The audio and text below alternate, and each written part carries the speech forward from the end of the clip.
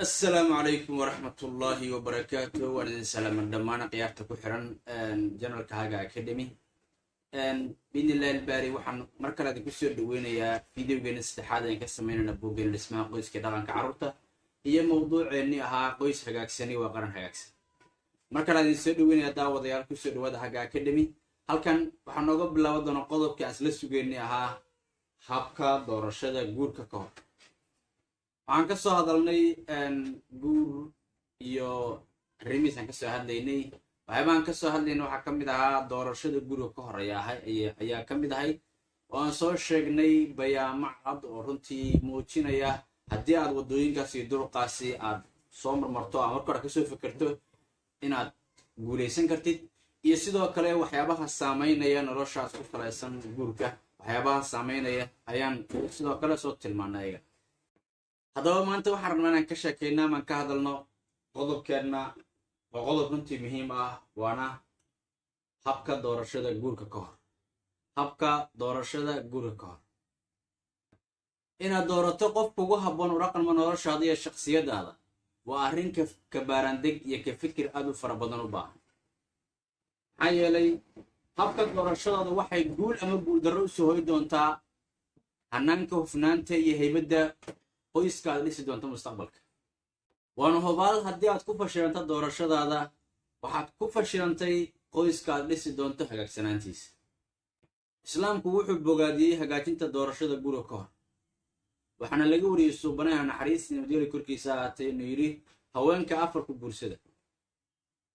maalkeeda quruxdeeda nasabkeeda iyo diinteeda una eexda midda diinta leh taasina waxay daliil cad u tahay raggu inay dooran karaan haweenka ay mustaqbalka la jiri lahaayeen inta aysan guursanin ka hor waxaan ka hadlaynaa waa doorashadanna waa waxa hagaajin doona mustaqbalka dhisaysa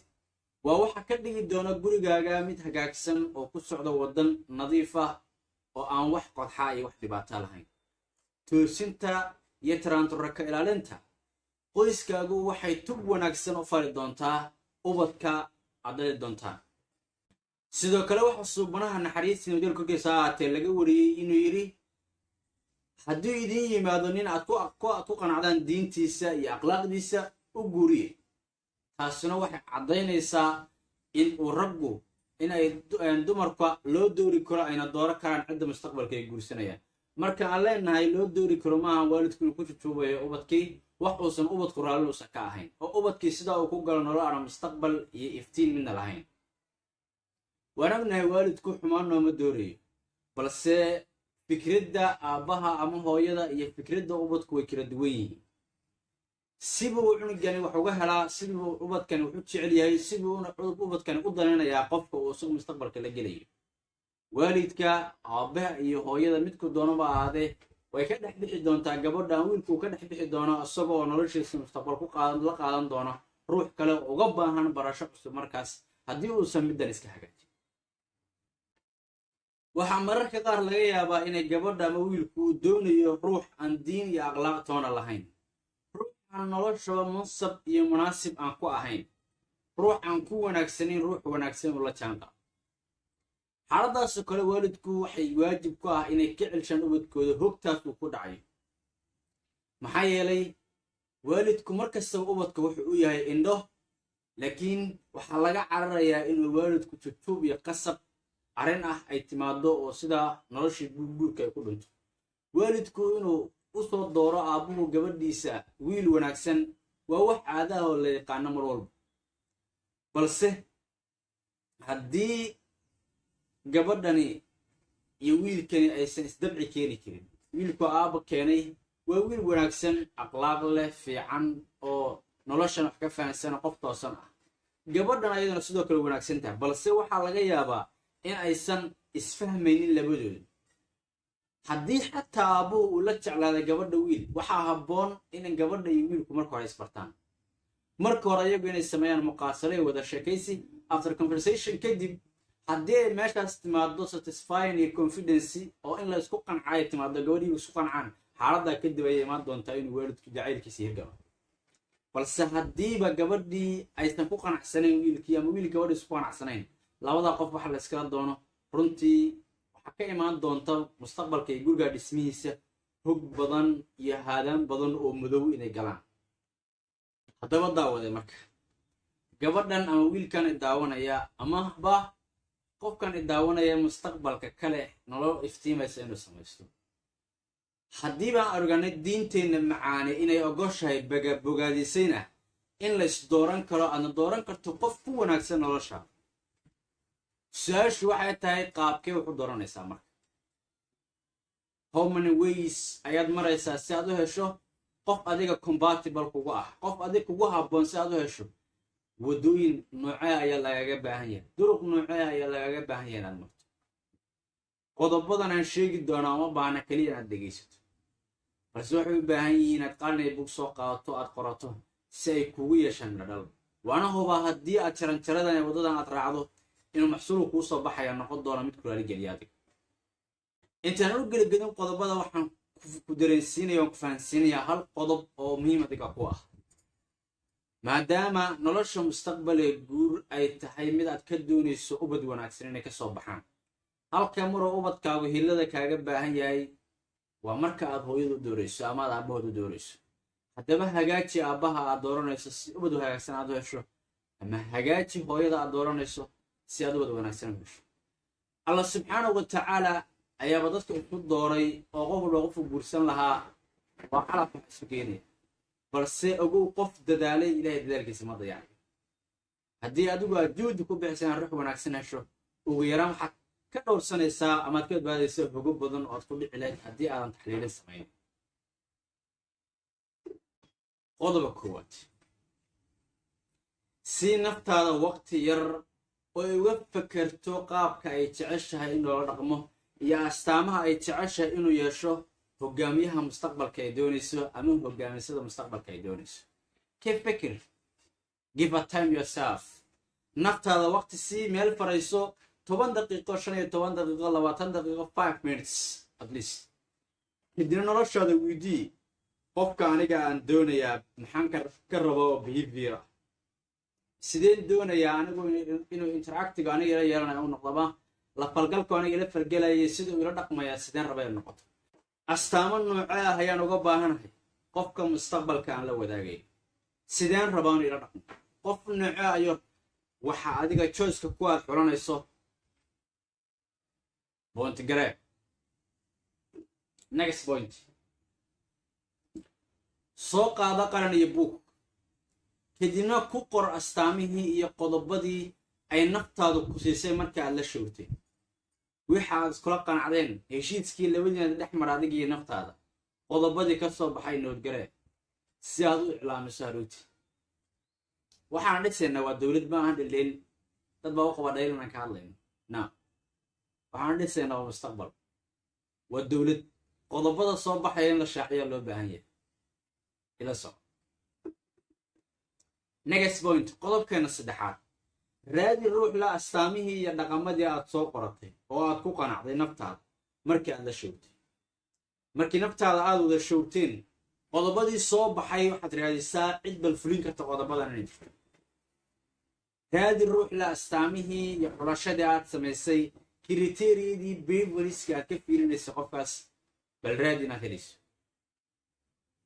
sidaan ognahay ma jiro ruux adigu aad samaysatay oo aad sida adigu aad rabto markasta aad ka helayso. qof walbo binaadina ma noqonaya sida adigu aad u baahnayd 100%, balse waa muhiim qodobadii naftaada ay ku siisay astaamihii aad jeclayd in lagula dhaqmo inaad heshaa 90, 80 ilaa 70 ka mid ah 100%. yacni qayb ka mid ah waa inaad ka heshaa ruuxa markaas aad doonayso. qodobkeena afraad, haddii aad ka weyda gebi ahaanba qodobadii aad soo qoratay, astaamihii aad soo qoratay, qofkani gebi ahaanba ma lahanba. haba yaraatay hal dhaqan oo adigoo aad ku qanacdo qodobada aad jeclayd iyo wixii kuu qoraa qofkan ma lahan. hal laba ha ahaatee, fadlan qofkaas iska daa. ma haynaysaan xiriirkiisa meesha iskaga jooji. close. qodobkeena shanaad, haddii qofka aad ka hesho 60, 70, 80 up to 90, يعني 60 إلا 90% qodobada jecel qofkan uu leeyahay waa qof iska habiyo degan intii adigu criteria soo xoratay qofkani uu leeyahay inta badan qayb ka mid uu leeyahay astaamiyaad soo xulatuu leeyahay bal ka fikir 40 30 20 ilaa 10 haray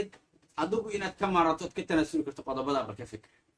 haddii aadan ka tanaasuli karin qofkaasi dhaqamadaas inuu yeelan karo bal asagana weydii tani waa arrin muhiim ah noloshaada oo runtii ay muhiim tahay inaad qofka weydiiso qodobadan aniga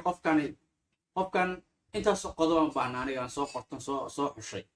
qayb ka mid ah ka helay qayb ka mid ah ka waayay bal waxa isweydiidaa waxaan soo haray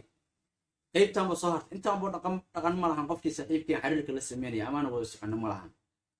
dhaqamadan anigu ma ka tanaasuli karaa kama tanaasuli kartid okay saaxiibkii dhaqamadan ma qaadan karaa ma ka helin karaa ma ii samayn karaa aniga now haddii taas labadooda ay dhici waayaan xiriirkaas iska jooji balse haddii ay dhacdo nolosha mustaqbal guul ayaad ka rajeynaya qodobkeena lixaad haddii aad ku qanacdo qofkaas qaado qofkaas baro dabeecadihiisa qofka marka dabeecadiisaad baranaysa qofka waxa uu jecel yahay waxa uu neceb yahay haddana bal ka fikir haddii aad xamili karto qofkan waxyaabaha uu neceb yahay iyo waxyaabaha uu jecel yahay waxa qofkan uu jecel yahay adigu ma laga helaya waxa qofkan uu neceb yahay adiga ma iska dayn kartaa qofkan xanaaq badan buu neceb yahay qayladu neceb adna qaxta qof qaylo badan aduu qaylada ma iska dayn kartaa waa maya haddii adan iska dayn karin warna waa qaylo badan ma idul qaadan kartaa waa maya stop that life